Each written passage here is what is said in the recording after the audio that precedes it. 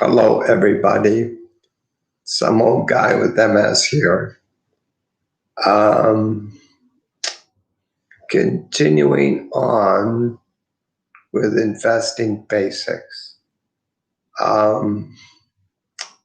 Let's summarize things so far. Let's see. First off, for simplicity's sake, open a self-directed TFSA if you're in Canada. In the US, I don't know what they're called, but I'm pretty sure the US has similar programs. Okay, so you open a self-directed TFSA, then put less than $5,500 into it. Oh yes, just one other thing. In Canada, I think it's very important to open a self-directed TFSA as soon as you can, whether you are intending to buy stocks right away or do anything with it. The reason I say that is I'm not really sure about this, but self-directed TFSAs or TFSAs came into being under Harper. So that was at least 5 years ago. And another couple of years while Harper was in power. So they're about, I would say, 8 to 10 years old. Now, I'm not sure if everyone can put in right from when the amount right from when TFSA started, or you can put in since when you opened it. So okay, let's say they've been around for 10 years, and it's roughly 5,500 every year. It was higher for 1 year, but let's say 5,500. If that was for 10 years, you could put in 55,000 this year if they're taking it right from the beginning for everyone. What I think would make way more sense is if they start counting from when you open the account. So if you open a TFSA account this year, the max you can put in, I think, is 5,500. So actually, if any of you could find that out, I'd really appreciate it. And just put the answer in the comments below and where you got the information from. Yeah, so if it is from when you open the account, then open one as soon as you can.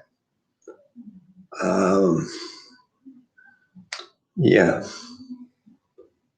And generally speaking, well, at least for me anyway, having $5,500 every year that you can just put into an investment account, into a savings, basically into a savings account. It's hard coming up with that much money. I mean, I think if you can come up with that much money a year easily, well, you're certainly way better off than I am. Okay, so let's see, you've opened an account. Next thing is put some money into the account and then figure out what stocks you want to buy and buy them. That's pretty much the basics so far. Now, once you bought the stocks, well, actually, even before you buy the stock, you've got to have sort of a strategy. You just don't want to go buy things willy-nilly. You know, you might want to buy them when they're up. You might look at them and go, oh, this is really low now. It can only go up. It just depends on your personal strategy. Once you kind of figure out a strategy, if you're making money, stick with it. If you're not, change it to a different strategy that hopefully will make money. Anyway, so my strategies are this. And I admit they're very hard for me to stick to, and for the most part, I haven't, but my intention is to. So when I look at a stock, I want to see in the recent past that it's actually gone up a bit.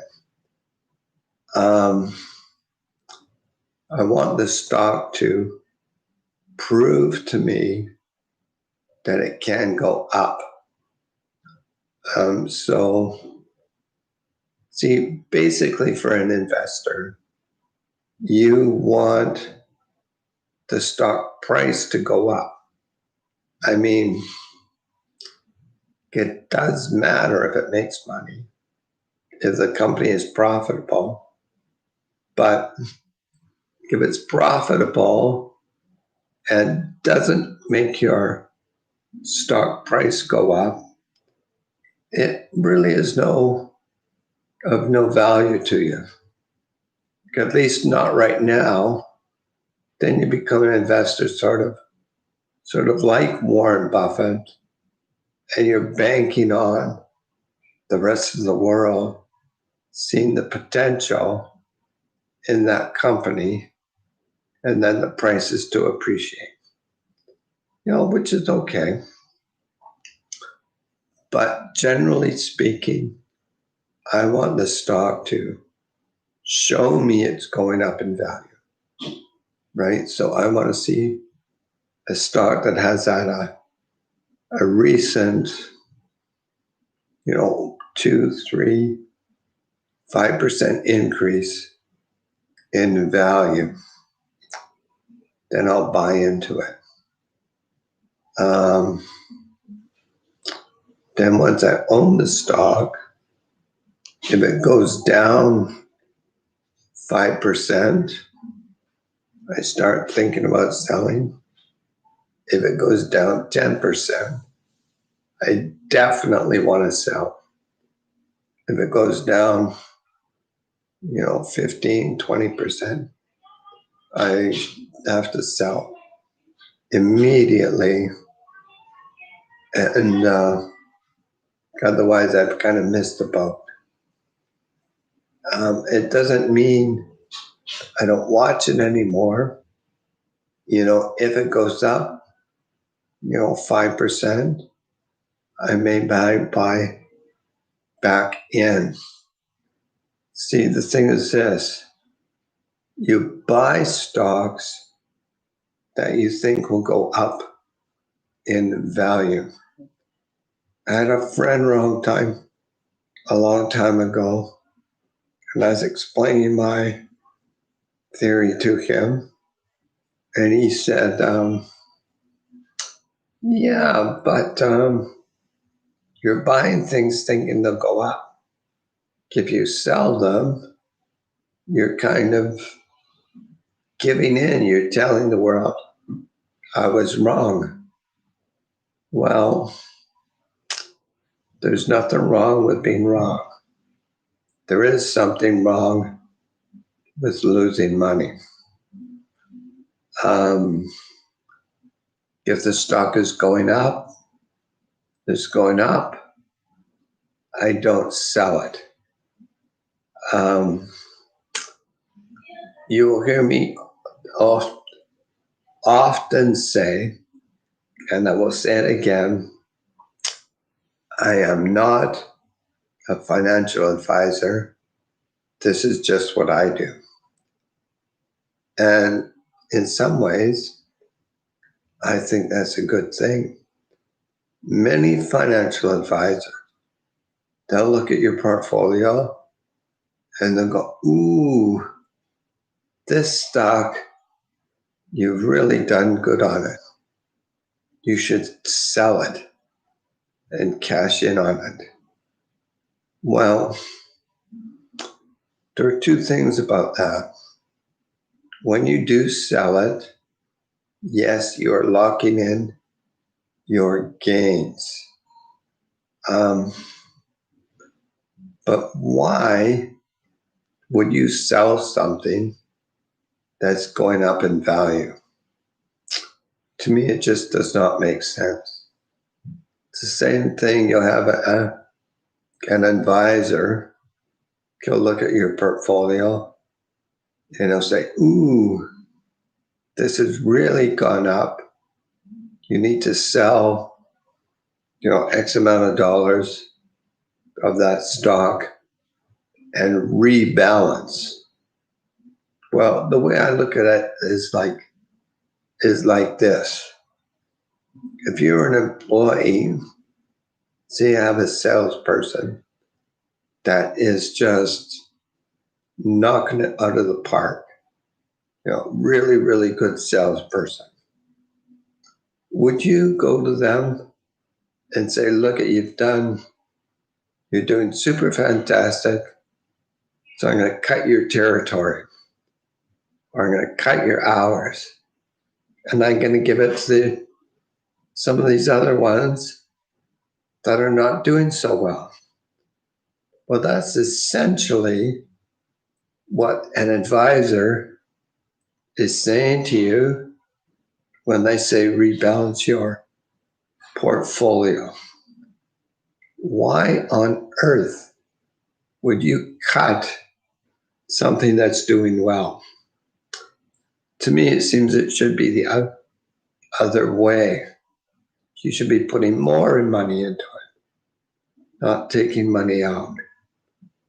So generally speaking, I don't sell until the stock starts going down. Like if you had bought for example, if you had bought a $1 stock and it goes to $100, I wouldn't sell it. I wouldn't rebalance it. What I may do is take out my original investment. So my original principal is safe. But generally, I would not sell it. However, if it's gone up to $100 and then it starts going down and it goes down to 90, well, that's a drop of 10%. I would sell it in a flash. And then went up to 93, 1994, I'd be looking at it very seriously. If it went up to 95, I'd probably buy back in. If it went up to 100, I'd be very happy. If it went up a little higher, say 110, I'd be very, very happy. Then if it dropped back down to 100, yeah, I'd probably sell it. I'd make a little bit, but not a lot. But I would make something. If it then dropped down to 50, I'd be, wow, I'm so glad I sold it. From 50, if it went to 55, I'd probably buy back in. The other thing is, and I have been guilty of this, the other thing is, don't fall in love with your stocks. Don't look at a stock and say, well, okay, when we buy it, we think it's going to go up. But don't hold on to that belief over above what you're actually seeing. I mean, yes, we want everything we buy to go up. We want, like, anything we buy, we hope it will go up. But that doesn't mean it will. Falling in love with it won't make it so. I mean, stocks are not people. Stocks are not something you've got to be afraid of insulting them. Buy them when it's going to go up, sell them when they're going down. That's all there is to it. Having said that, it's harder said. It's harder done than said. Or anyway, you know what I mean. Yeah, I think that's about it. We should probably wrap it up here. I think on my next video, I'm going to talk about basic math you should have for investing. Well, actually, here's a hint. It's not really math, it's arithmetic. Okay. I think I'll end it here. Oh yeah. One more thing. I always forget to say this, but let me say it this time. If you like this video, please click the thumbs up. If you want to hear more about me living with MS, living in a senior's home, and investing, please subscribe. And at the very least, please share this video. Yeah, that would be great. Okay, I think I'll end it here. End communication. Okay, this is not for you. Start listening. Start listening. Mouse grid. 8, 8, 1, click. Mouse grid. 5, 9, 3, click. Bye-bye.